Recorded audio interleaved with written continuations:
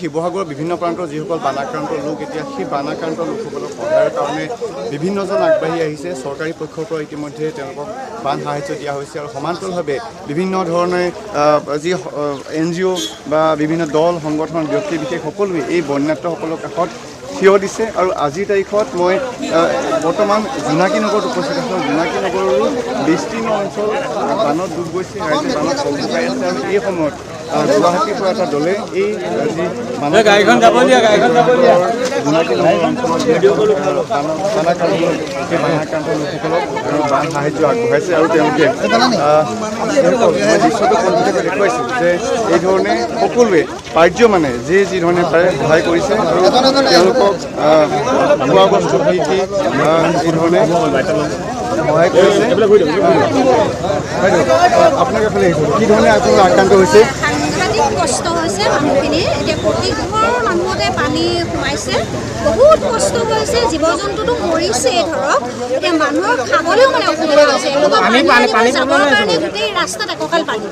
এতিয়া আমি পানীতে আছোঁ, ধৰক অলপ আগলৈ আৰু বেছি, ইয়াতকৈ আগলৈ আৰু বেছি, মাজে মাজে এবুকু পানী হৈ গৈছে।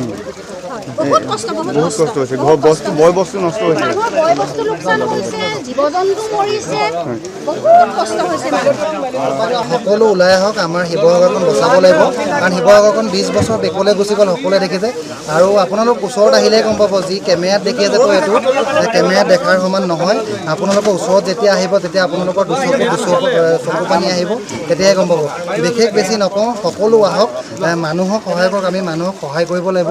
আমি ভিডিঅ' কৰাৰ উদ্দেশ্য এইটো নহয় যে মানুহক দেখাইছোঁ, আমি ভিডিঅ' কৰাৰ উদ্দেশ্য যাতে মানুহে ইজনে ইজনক আমি সহায় কৰিব পাৰোঁ।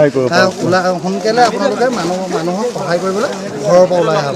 প্ৰথম কথা, অসমবাসী বা বাহিৰত যিসকলে শিৱসাগৰক সহায় কৰিছে, চৰাইদেউক সহায় কৰিছে, আমি ধন্যবাদ জ্ঞাপন কৰিছোঁ। আমাৰ যি আহ্বান যে য'ত গৈ পোৱাগৈ নাই, পোৱাসকলে পাই আছে, একেবাৰে গৈ নোপোৱা জেগাতে যিসকলে সাহায্য দিব লাগে এটা ইনভেষ্টিগেশ্যন কৰি সেই এৰিয়ালৈ যায় আমি সহযোগ কৰিবলৈ সদায় উপস্থিত আছোঁ। আজি আমি যিটো পথত আছোঁ এইটো আছে ঐতিহাসিক যিটো ৰংঘৰ, আৰু এবছৰ পাছত ৰংঘৰ প্ৰকল্পৰ এইটো মেইন ৰাস্তা হ'ব। আজি এই ৰাস্তা মানে একঁকাল পানী ডুবত, আৰু ইয়াত প্ৰথমখন আমি এতিয়া ৰিলিফৰ গাড়ী লৈ আহিছোঁ, কাৰণ মানুহে এইটো চকুত পৰা নাই। গতিকে আমি সেইটোকে সকলোকে আহ্বান জনাইছোঁ, আপোনালোক আহিছে ভাল কথা, খালি আপোনালোকে এবাৰ চাওক ক'ত একেবাৰে পোৱা নাই, সেই ৰাইজক আপোনালোকে সহায় কৰক। ৰাতি মই নদীৰৰ পৰা খবৰ পালোঁ যে শিৱসাগৰ এনেকুৱা হৈছে, বানপানী আহিছে বুলি। তো আমি এদিনে সময় পালোঁ, যিমান পাৰিলোঁ এটা গাড়ী পানীৰ বটল লৈ আনিলোঁ, আৰু আগতো আমি চেষ্টা কৰিম এদিন কি দৰকাৰ পৰিব এইটো লৈ আকৌ আমি ৰাখিম।